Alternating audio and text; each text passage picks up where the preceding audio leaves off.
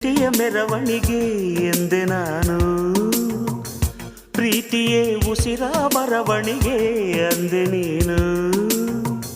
ಹೃದಯದ ಅಂತಃಪುರದಲ್ಲಿ ಹಚ್ಚುವೆ ದೀವಳಿಗೆ, ಆನಂದ ಬಾಷ್ಪದ ಅಂಬಲಿಯೇ ತುಂಬಲಿ ಬೊಗಸೆಗೆ.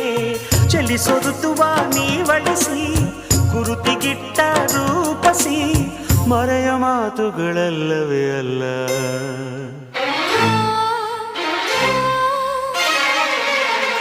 ನಿನ್ನ ವಿನಃ